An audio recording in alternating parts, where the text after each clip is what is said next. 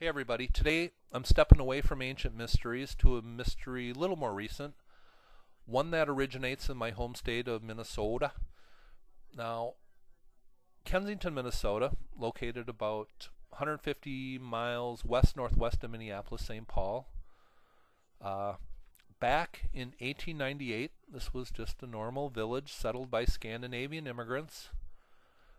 One of these residents was a farmer by the name of Olaf Ullman.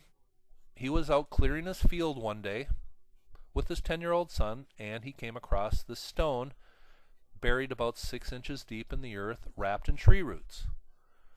Brought it into his home, cleaned it off, and eventually it was sent to the University of Minnesota to be studied, analyzed, and translated. And this is how it was translated. 8 Goths and 22 Norwegians on a journey of expedition from Vinland, very far west.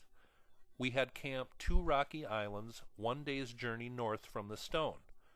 We were out fishing one day. After we came home, we found 10 men, red with blood and dead. Ave Maria, save us from evil.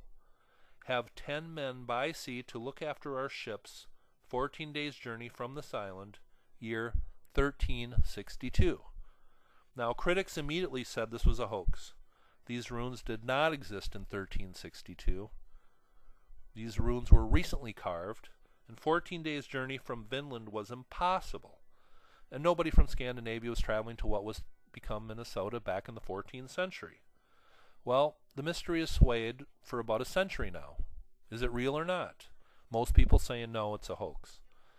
Well, the Runestone Museum, owners of the Kensington Runestone, hired Scott Walter and Richard Nielsen to do comprehensive study on this.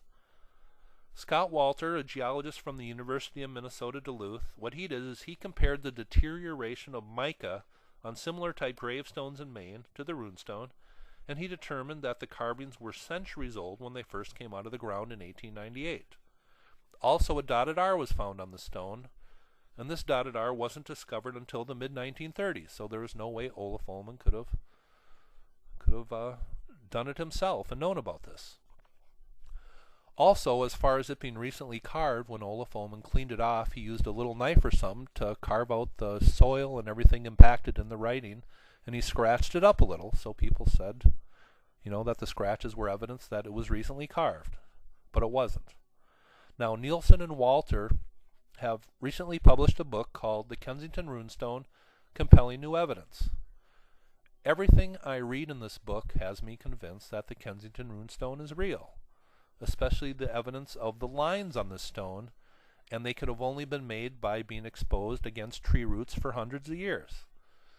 Now, 14 days journey west from Vinland, how is this possible? Well, you got to go by water. You can go pretty fast on a water route. One is down through the St. Lawrence River, through the Great Lakes to what is now Duluth, Minnesota. 14 days journey on foot puts you around Kensington, Minnesota.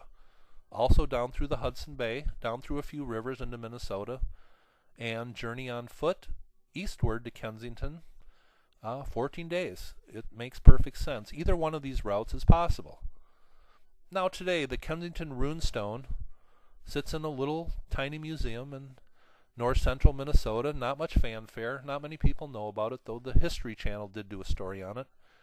But what I think we have here is a truly historical find. Now, Walter and Nielsen, they went to Gotland, an island off of Sweden, and did some work there investigating.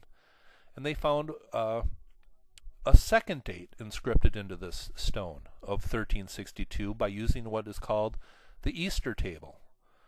And they found a secret date of 1362 encoded with also the original date. Now, why the date 1362? Why is this so important? Well, I think what we have here is a land claim, and the most important thing on a land claim is the date.